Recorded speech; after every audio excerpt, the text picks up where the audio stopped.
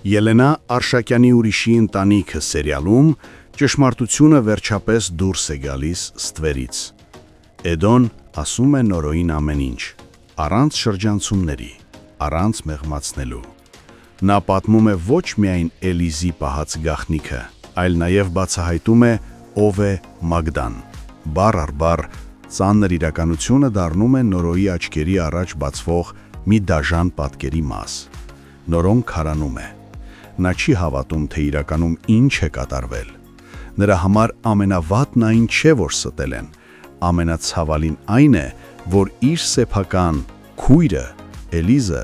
խաղացել է իր ճակատագրով։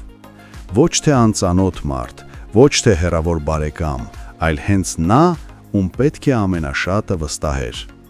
Ավելի ուշ Նորոն զանգում է Էլիզին, չկա այլևս եղբայրական հանդուրժողականություն։ Այս խոսակցությունը լինելու է սառը, կոշտ ու ուղիղ։ Նրանք հանդիպում են։ Նորոյի զայրույթը բառերով չափել հնարավոր չէ։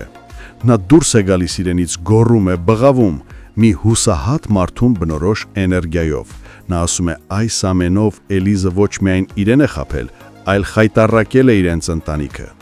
Բոլորին մանիպուլացրել, խճճել մի պատմության մեջ, որի կենտրոնում միայն վրեժն է։ Եվ հիմա Նորոն բաց տեքստով կոչ է անում. «Սթափվիր Էլիզ, դադարեցրու սա, դու քանդում ես կյանքեր»։ Էլիզը կանգնած է լռության մեջ։ Նա նույնիսկ չի փորձում արդարանալ, միայն շշնջում է. «Ես դա արեցի մեր ընտանիքի համար, մեր մանկության, մեր ցավի, մեր մոր համար»։ Սակայն արդարացում չէ դա։ Նորոն հեռանում է,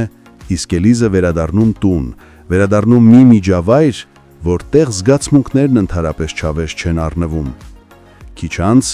երբ թվում է Էլիզը կարող է մի պահ շունչ քաշել մոռանալ վրեժի մասին, միգուցե նոր էջից սկսել, նորից հայտնվում է տատիկը։ Նա ինչպես միշտ անզիջում է, նորից իր մտքերով թունավորում է Էլիզի հոգին։ Նա ասում է հույս ունի Նորոն դաս կտա Արշակին, հույս ունի, որ Արշակը կտուժի, որ նրա պատիժը դեռ առջևում է։ Էլիզը լուռ լսում է, բայց ներսում արդեն ոչ մի բան հստակ չէ։ Եվ հենց այս հուզական քաոսի ժամանակ, մյուս կողմում Մագդան ապրում է իր ամենաուրախ պահերը։ Նա պատրաստվում է հանդիպել Նորոյին, վստահ, որ ամեն բան դեպի լույս է գնում։ Արշակը իմանալով այդ հանդիպման մասին, մեծ հաճույքով ասում է քրոջը, ինքը ողջ օրը տանն է լինելու, ու եթե ամեն ինչ լավ անցնի, կարող է Նորոյին տուն հրավիրել։ Մագդան ոգևորված է, հիացած, բայց հենց այդ հանդիպումն էլ դառնում է ամեն ինչի վերջը։ Նորոն գալիս է հանդիպման, բայց նրա աչքերում ոչ միայն զայրույթ է, այլ ներքին փլուզում կա։ Եվ երբ խոսքը սկսում է, Մագդան միանգամից զգում է, ինչ-որ բան անդառնալիորեն սխալ է։ Նորոն խոսում է կոպիտ,